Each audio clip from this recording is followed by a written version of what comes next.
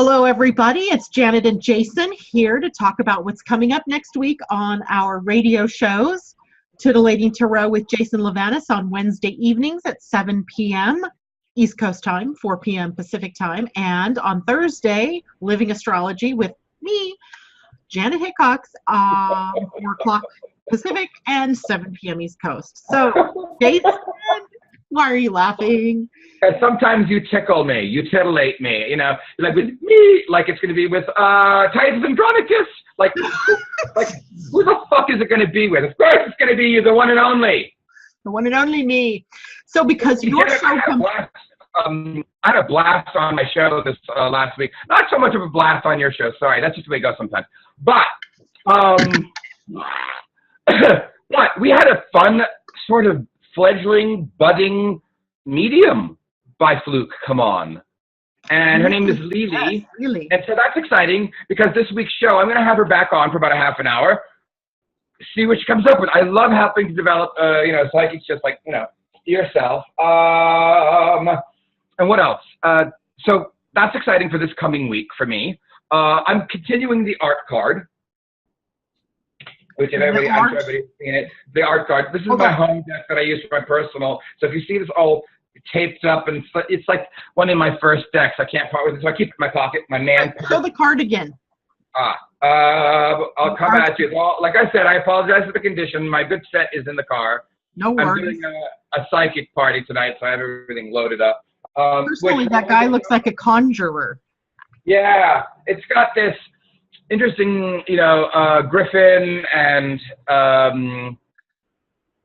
head of a lion, body of a man. It's this crazy cauldron cooking things up. There's rainbows. There's a man who's like basically the energetic equivalent of ascendants. Say that 10 times fast. So you can see him. There are these two figures, and then there's a cauldron, and is the ocean being represented by the sea god, a sea monster. And then you come up, you see him here. He's just everything. And he makes 3 points for the Father, the Son, the Holy Spirit. Interesting card. Very interesting card. It's wrongly named Temperance in the Rider-Waite, as I had said before. Then another card name I've seen, it'd be called Balance. It's also incorrect. It's called the art card here for many, many sundry reasons. Basically, I'm not going to give it all up, but we started to get into the distinction between, the distinction between the Hanged Man and this card. So I'll be discussing that, and I will also be discussing how exciting it is to see this card because it's the next cycle, how it really sort of like comes down into play. Finally, we see the card manifest itself into a truly influential card, by where we discuss the knowledge of the Rosicrucians, of the Freemasons, of the other initiates. Nice. And so that's exciting. Yeah, so we'll be talking a little bit about that. Some artists like Mozart, like Albrecht Dürer. So for all of you that are artsy-fartsy and have wondered, you can tune in this coming Wednesday at 7 p.m. my time, 4 p.m. your time. And also, for all of you, I've just tweaked my website, which Janet knows. This is a bone of contention because in many ways I'm advanced in computers, and in the other ways I'm an absolute idiot, savant, moron. And so I've tweaked my website at Janet's behest. And so now I have on my website, you can book a reading to find out. I'm one of the only people I know that can tell you exactly what lifetime you're on, how many you've lived. It tends to blow people's minds because, you know, you get all these like metaphysical people and they're all like, and they've lived like 4 fucking lives. And then you get these clueless, just absolutely vapid, naked people. And they're like, I've lived like 4 or 5, and they've lived like 2,000, but they have had to come through. Every time you live a life, this is another Jasonism, by the way. I've never read this anywhere. Every time you come into a new life, you have that much more dosage of veil of forgetfulness. Interesting. So when you get to 2000's lifetime, if you see people that are a little checked out, it's just because having to remember 2,000 lives would be absolutely overload and spontaneous combustion kind of shit. So I can tell you the relevance and how many lifetimes you lived. I can tell you from this a new reading that I'm doing, a relationship reading. It's a quickie. You can contact me for rates. It's, is he or she the one for you? And this came about because I am so son of a bitching fuck nutting tired of hearing, when am I gonna get married? So that wild hair has finally come up my ass so hard, without any kissing or lube, that I've decided to put a his or her, is this person right for you, 5-10 minute reading up. And so it's a quickie but a goodie, and it'll help you get through this insanity of, all right, I'm on the edge. Is this person good? And I'm going to tell you, folks, I won't lie. The cheater liar card comes up very frequently. What's the cheater liar card? Let me see if I can get it out for you. So, yeah, I see that a lot. As a matter of fact, Janet, when I do my psychic parties, and I have parties and it's more women, I might add, than men. I believe that. Women over 50, the kind of affairs that they're having with everything from the postman to the female nurse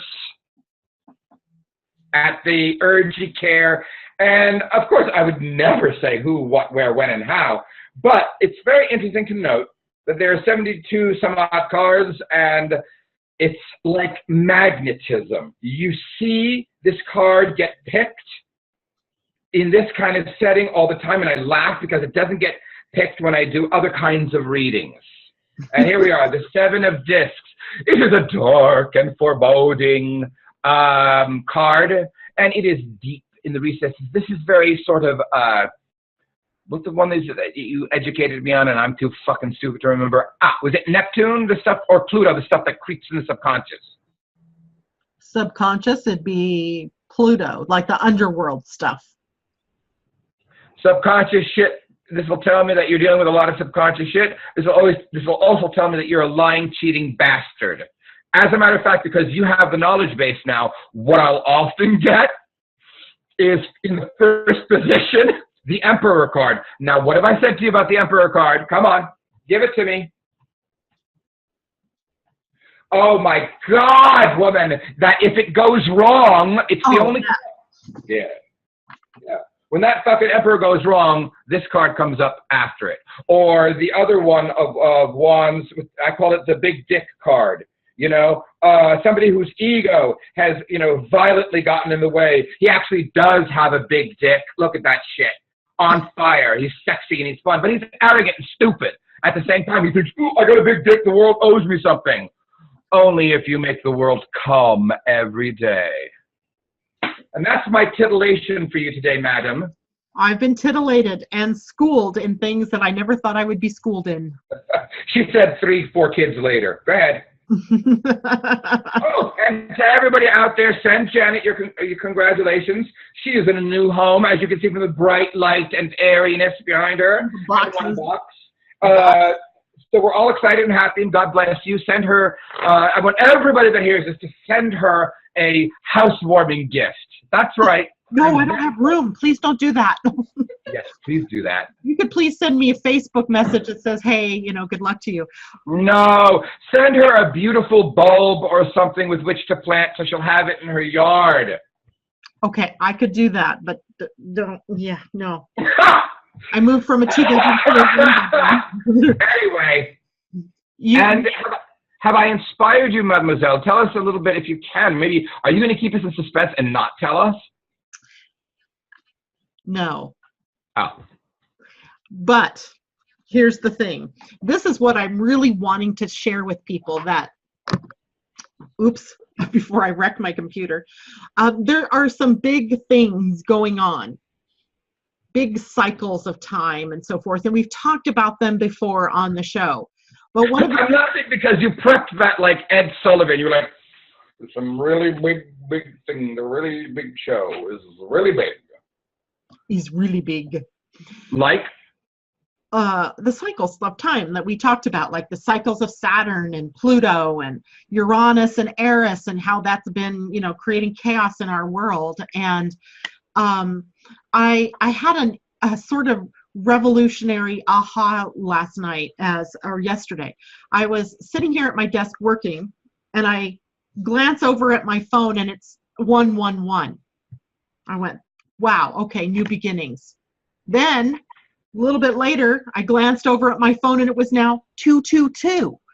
And I went, that's crazy. Why would I look at my phone at 111 and 222 when I hadn't really looked at it before that? And then I looked at my phone a third time, because it's getting closer now to the broadcast of my show, and it was 333. You see, I've never been that person. And I have another friend that's a client of yours, a Christian. He's always doing that. He's always texting me 111. I'm like, I do the whole Egyptian numerology thing, so I don't groove like that. So what does that mean? Well, these are gateways and portals, right? 111 is a message from the angels about something new starting. 222 is a message about not quitting before the manifestation has happened. And 333, I can never remember. Michelle, do you remember 333? No, it's something about the angels and messages or something like that. She's going to look it up for me. But I realized that hidden within those numbers in that sequence is the number 111. Because if you add 111 to 111, you get 222. If you add 111 to 222, you get 333. Yeah, and it's the Trinity. The Trinity. So hidden within these cycles of numbers are all of these things about new beginnings. And I don't know yet what the hell that's meaning for me. It may not even be for me. It may be something I need to share with you all in terms of what it means astrologically. Then today I was on one of my favorite websites ever. It's called Super Torch Ritual.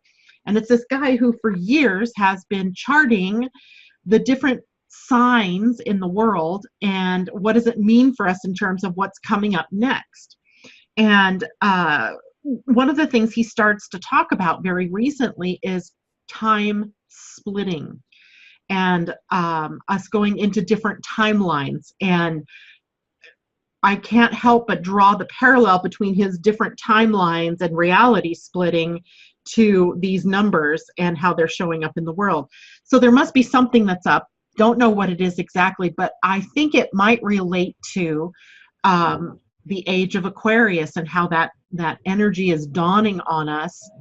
And there's a darker side to this age of Aquarius that I never saw before.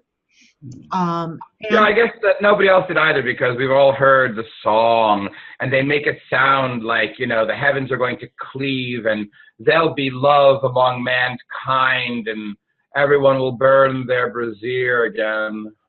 I don't recall the burning of the brazier being part of it, but it was a revelation to me when I realized that the more negative end of Aquarius energy is about automation, is about the inhumanity of our human existence and about artificial intelligence and things like that. And we're fast approaching, we are literally not in the age of Aquarius yet. And I want to go into what that means when we're talking on the show. But literally, we're going to get a taste of that energy because Pluto moves into Aquarius in the next 6 years. And I know that's a seemingly early kind of heads up for everybody, but you can never be too prepared, right? And so that's my sense that my show is going to be about this week. Some of these longer term cycles of time. And trust me, when we're talking about the ages, we're talking about 26,500 years. Long time cycle. And what that might mean for us as Pluto is headed for that energy in the next few years. So that may be what the content of my show is this week. And if it isn't, well, you'll all be surprised. Well, no matter what, it's going to be interesting, It's always interesting. That's fun. And so this coming Tuesday also, I'm going to be on Tracy Lockwood's show at 2 p.m. What is that, Angel Heart you said it is? No, Revolution Radio. Revolution Radio. So and that's all I have for you to plug today. Well, that sounds good to me. So tune in on Wednesday to Titillating Tarot with Jason Livanis at 7 p.m. Eastern and 4 p.m. Pacific. And tune in on Thursday to Living Astrology with Janet Hickox on 4 p.m. Pacific and 7 p.m. East Coast. Woohoo! We will talk to you again next week. Bye.